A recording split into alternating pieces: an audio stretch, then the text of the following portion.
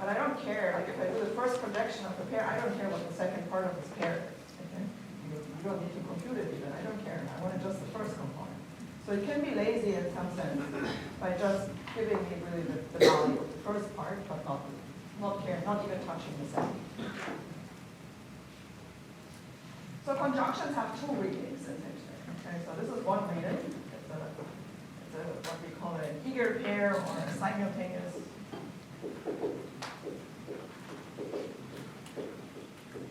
conjunction.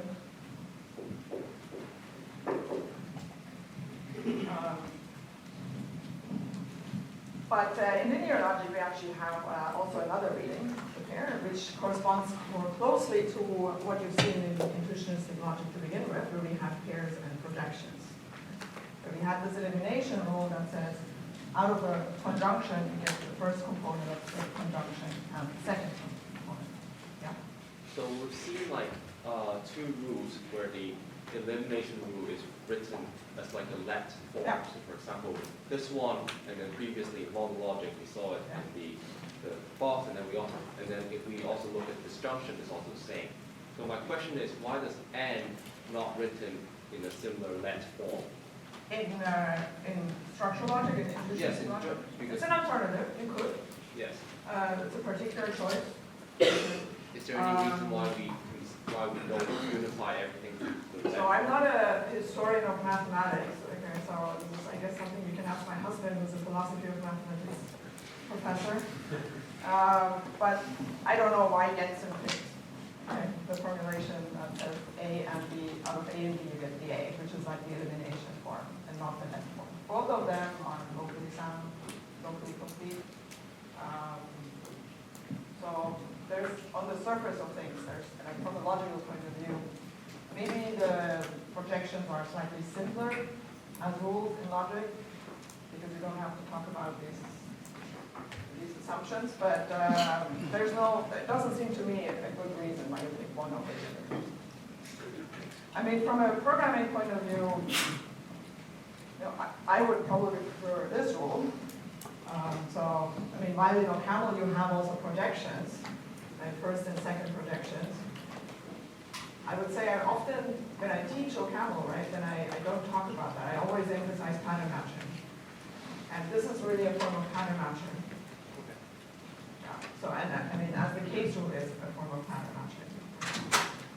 So there's definitely a relationship between pattern matching and the elimination rules we have.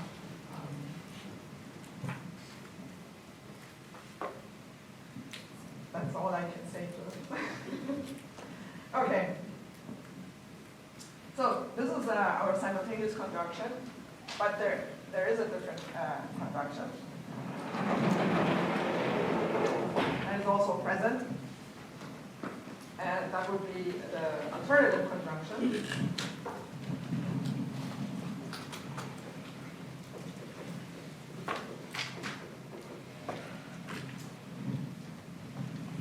Which essentially says that A and B, okay, and here the symbol is sort of what we call an ampersand.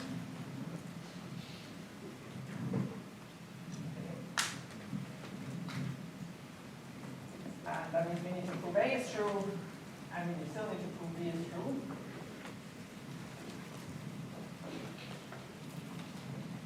But here we think about the set of resources sort of differently, in the sense that we say we have resources where we can achieve A and we can achieve B, but not at the same time. So it's like your choice. Okay, so let's say you have $2, right? You can achieve 2 teas, or in some sense, 1 coffee. Okay, but that choice is you. You're making that choice. You have the money, you decide how to spend it. That's very different from, let's say, a bubblegum machine. Okay, that has different flavors in it. What's your favorite flavors? Strawberry, okay. Strawberry, I don't know, lime, okay, mint. And you put in some money, and the machine decides what you're getting. You might get strawberry, you might get lime, okay. But it's not your choice. You just you said, I want to get some gum, okay, and the machine decides what you're getting. That's an external choice. So The alternative conjunction is sometimes called an internal choice.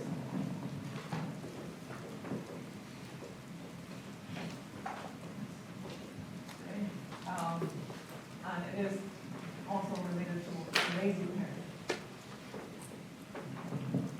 And this means that our resources, okay, are used in here, and we use the resources to achieve also B.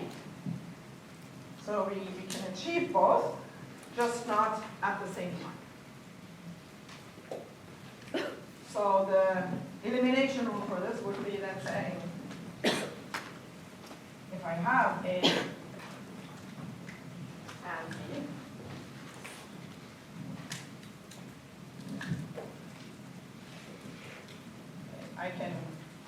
now I can get the A out, okay, because in some sense I made a choice what I wanted to actually achieve with my resources. Okay, now there's a dual one, which essentially is saying you have here A and B, and you get the derivative.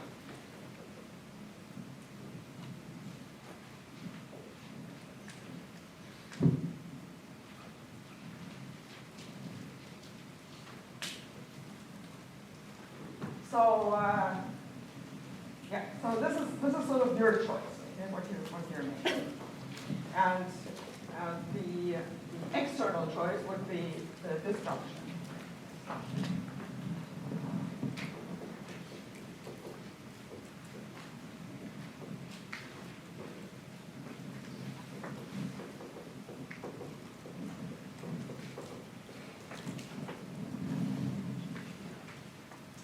The disjunction is much closer to what you would expect. Okay, so, well, we want to prove A or B, okay. And now I'm not good in writing. Well, I haven't been in writing this thing, but so the symbol here is a plus. So that's or. And it behaves just the same way as we would expect it. We make a choice between proving A and a choice between proving B.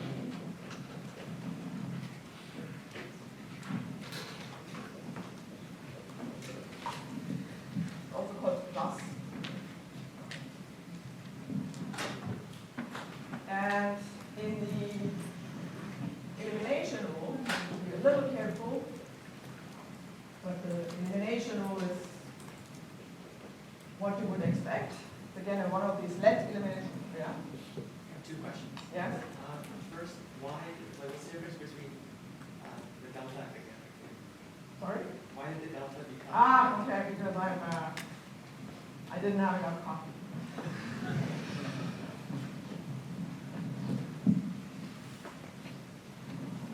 Good point, thank you.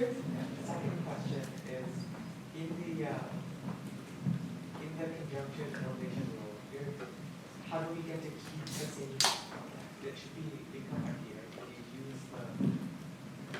If you use your assumptions to get one of those, you should have no assumptions, right? In what rule?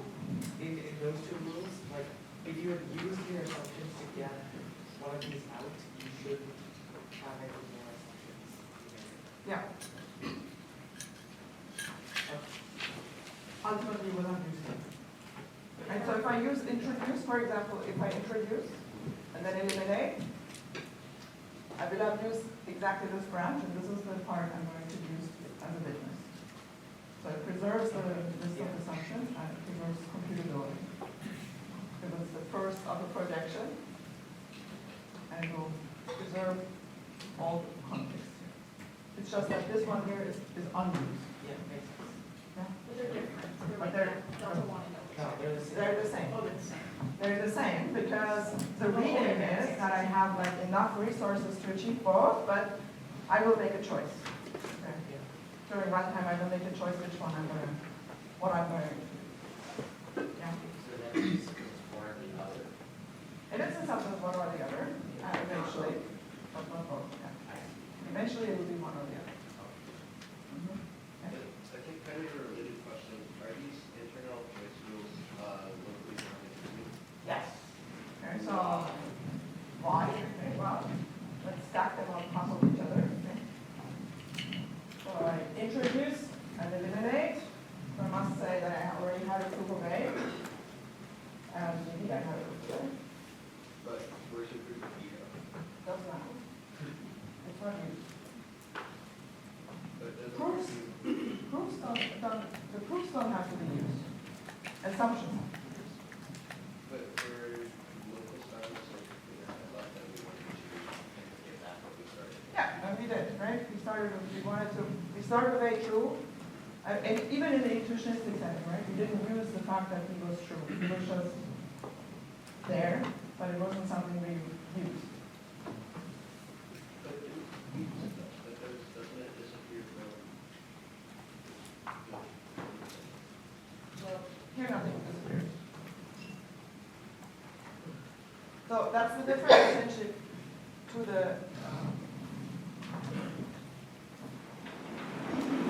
so this rule. Okay, this if you want to make sure that this is locally found, you stack this on top. And now again you actually have delta 1, 1 and delta 1, 2. Okay, maybe I'll do that.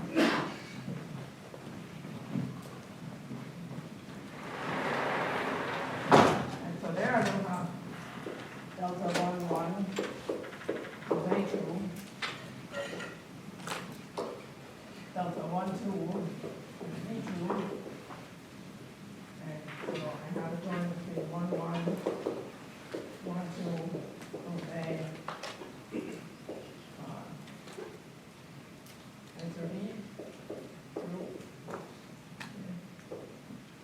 And now I have over here some kind of delta 2, which is X A and Y B and recruit C. Yeah? And I need to prove under all these assumptions, delta 1, 1, delta 1, 2, delta 2, I have a proof of C. Okay. So here the substitution property will say I can plug this A into here. If I now have additional assumptions, right? I have these assumptions that I keep and delta 2. So my substitution property here is actually a bit more, on the first or second day somebody actually suggested this as a substitution property, the generalization of the one I gave. So here it says delta 1, okay, proves A, and I have some proof delta 2, that depends on this assumption, I have X A,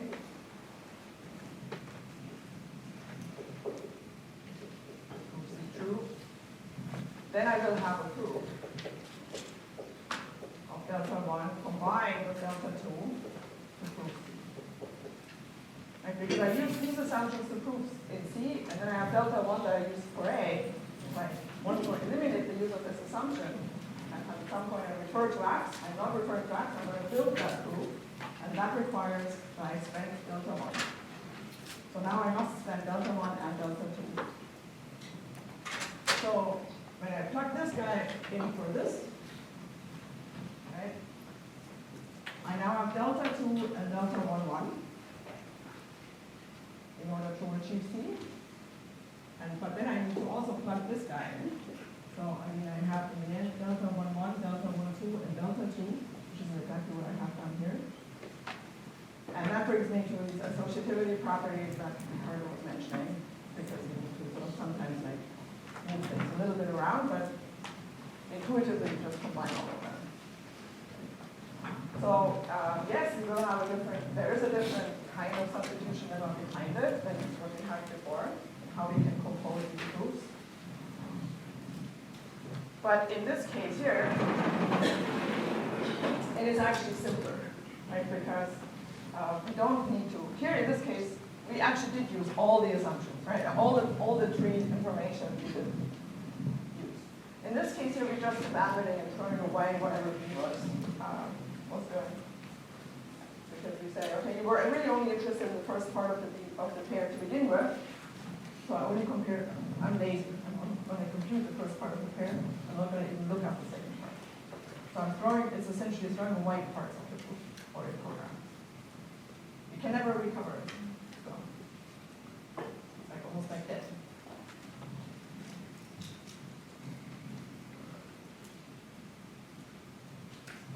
Okay. So in the disjunction rule, we use either reprove A or reprove B from our resources.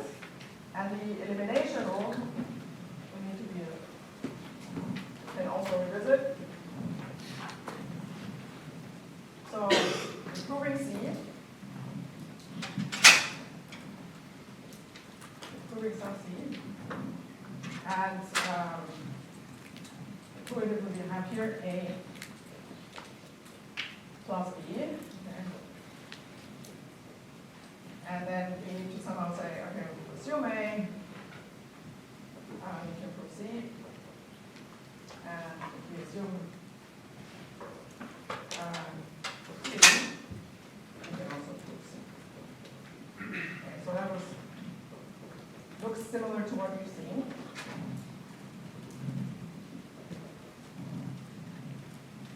So the question is what happens with our rest of the assumptions, right? So I didn't write the assumptions yet.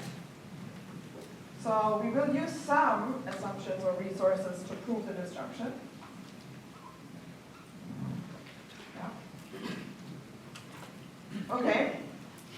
So the question is, so we will use some assumptions here, okay, for the first branch. Good. So the question is, what assumptions should we use in the second branch? Yeah? Excellent, right? We should use delta 2 because we will only take one of these branches during runtime. So it's fine to basically say these must be the same kinds of resources that must be consumed. Because during runtime, I don't know which one will we actually use. Okay? So I must consume all these resources in each of the branches. I might take this one, I might take that one, okay, but I don't know which one. And so to the outset, I just know that after the execution, I have consumed delta 1 and delta 2. Yeah. Is there another kind of disjunction? There is also another kind of disjunction, which I'm not going to talk about in the interest of time. But yes, and there's also another kind of disjunction. It turns the ampersand on its head. Okay. So typically we call this the multiplicative and the additive fragment. Okay. So essentially when you add assumptions, that's the additive, and then the other one is the multiplicative. And there's also, we can also read essentially top in two different ways, actually. So we can play this game sort of further. So essentially all except the implication have really two different readings. Okay, so what I do want to talk about, so let's say we envision this language as basically a language for resources. And we revisit all our constructors, all our propositions under this new view.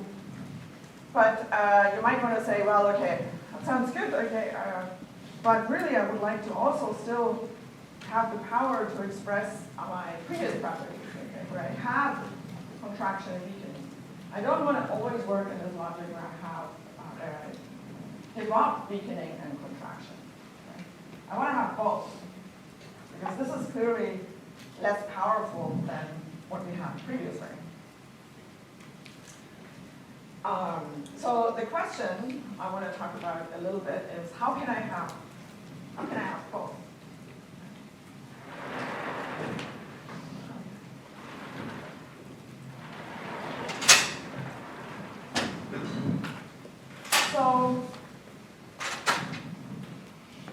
So one solution is you say, okay, well, here I have all these fancy connectives, okay, volley and ampersand and times and plus, okay.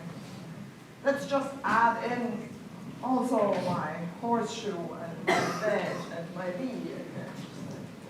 Add in all of it, okay, so that's kind of in programming language terminology, you basically say, oh, like, keep my lovely language, whatever your favorite language is, Haskell or Camel scheme, okay, and then that was my old language, and then I'll throw in some new things, okay, which are my proof terms for this linear system, so then I have a linear function and a linear pair, and that just means you're duplicating a lot of the effort. So from a logical point of view, this isn't great, because now you have a proliferation of rules, okay, so before we had already, I don't know, 12 rules, and now you have 12 rules plus these linear rules, okay, you're just getting more and more rules. And so that's maybe not the greatest idea, because then that means also your proofs grow exponentially. So a different idea that people propose from logic is to add in a proposition that would mark something to be of an assumption or something that can be used unrestrictedly. So you can basically concentrate on this fragment, but you would essentially change here what I'm keeping track of. Okay, so I'm going to add in here, this is my linear context.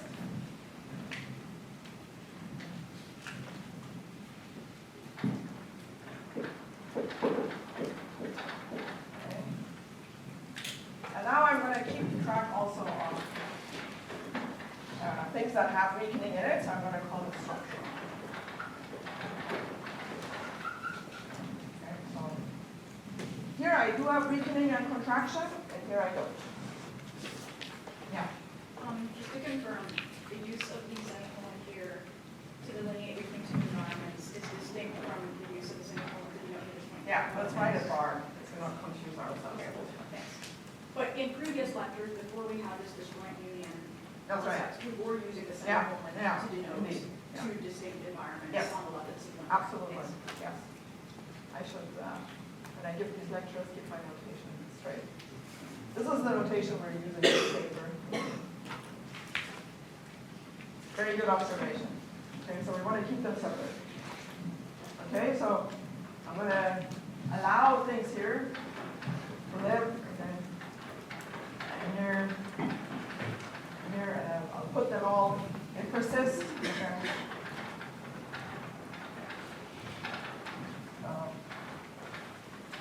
It persists everywhere.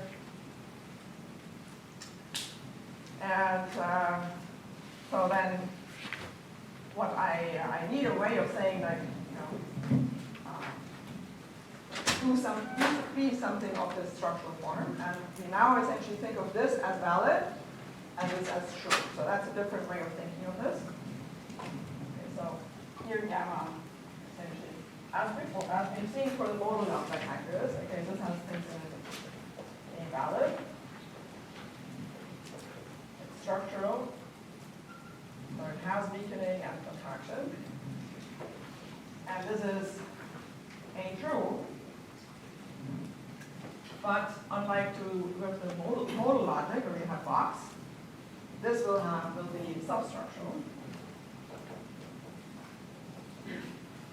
So nothing. Okay. No weakening and no contraction.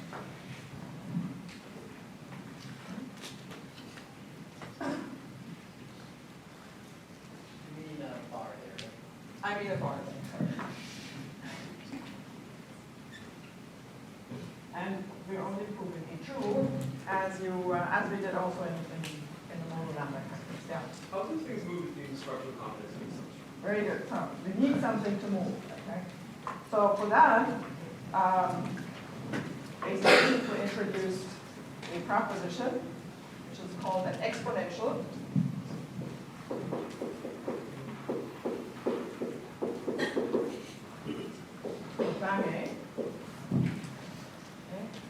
And essentially we would like to say,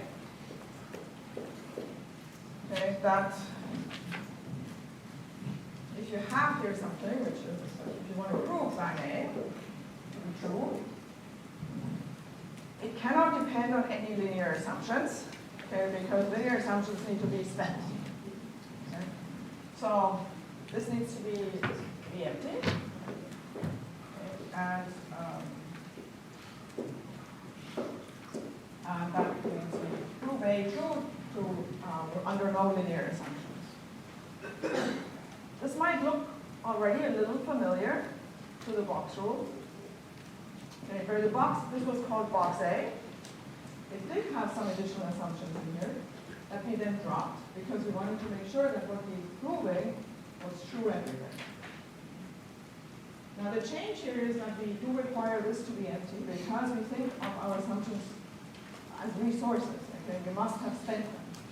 So in the box necessity, we allow these additional assumptions because we have reconnected.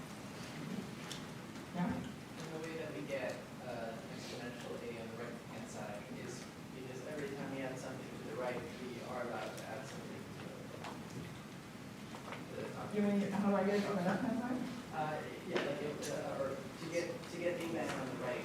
On this side? Because remember, she think, oh, we can never get A bang on the right if there's something in the delta. So, but we can because we can add things to the delta if there's something in addition to the A.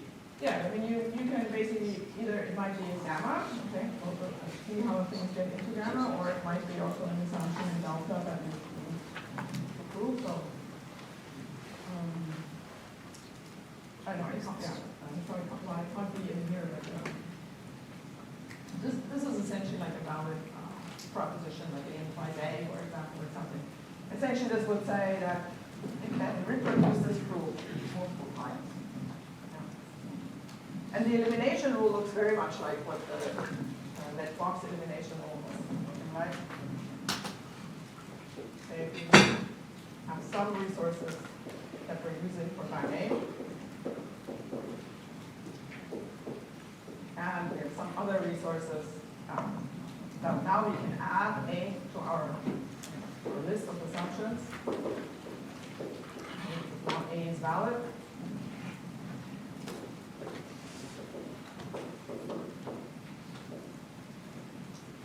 And we can prove C. Okay. Then we have of the combined resources that give me. Okay. Yeah? Because this could be a complicated program, so it doesn't need to be completely empty. It could use, in fact, some of these resources to construct that proof. And because it's not yet in normal form, like eventually it will be a bang, but not yet. Does that make sense? Yeah. Yeah.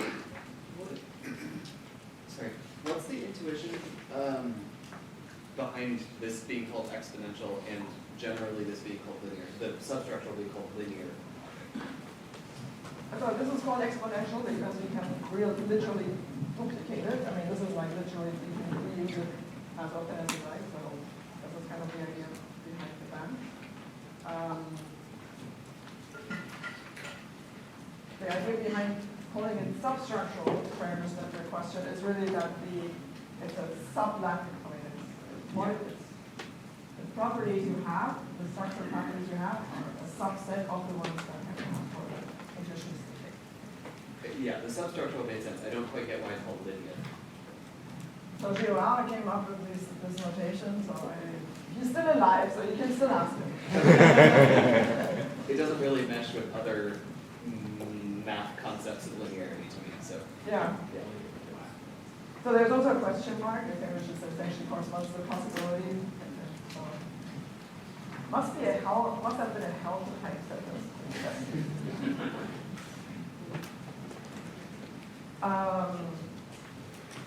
Okay, so yes. Why do we add a term? Like, why are we? Oh yeah, let's get rid of this one. Let's just call this. This was just me thinking of proof terms, but okay, so I want to make two observations. The first observation is, well, it's not strictly necessary that we separate, well, the first observation is that this bang looks very much like the box modality. Okay? That's observation one. Second observation I want to make is that it's not strictly necessary that we keep them in these two compartments, because we could just generalize our definition of a join, okay, that basically says if I have a valid assumption, you're allowed to keep it. Okay? So I could add in here a definition, right, that says if I call all of these delta, okay, then there's an assumption that says A valid, and if that assumption appears on this side, then I just keep it. Okay, so I do my join, but I also keep my assumption invalid. Okay, so if I do that, if I generalize my join, okay, then I don't, then I can combine these, okay, and I don't need to separate them. Are you with me? Okay, so in some sense, okay, I don't really, this extension, like, you know, I started out by saying I want to have both, okay, but really, we don't, you know.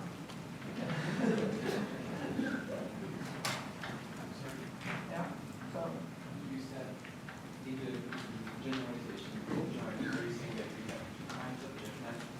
Yeah. Some are Yeah. true and some Yeah, okay. yeah. And you just keep them all in one context, and you label them in some form. Okay, I call them true and valid. But if we do that, okay, right, then, so let me, then I actually, all this, right, I can clean this up again, and say this is actually not what I need. Okay. And in here, basically, I also, you know, keep this. I just need a different condition here.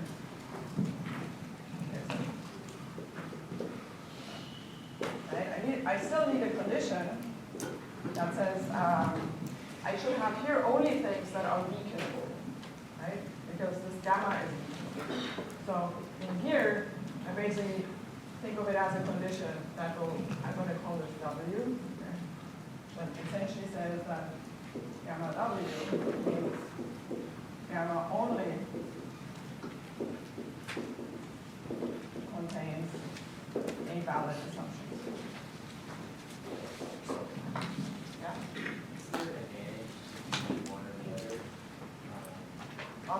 There's a reason why I'm going there, and I have only 8 more minutes. So, By only contains A valid, do you mean literally only contains A valid, or it could contain valids? I could also have contained just valid assumption. Okay. Yeah. So I have to have some kind of sign condition that basically says you only contain valid. So I make sure that there are no linear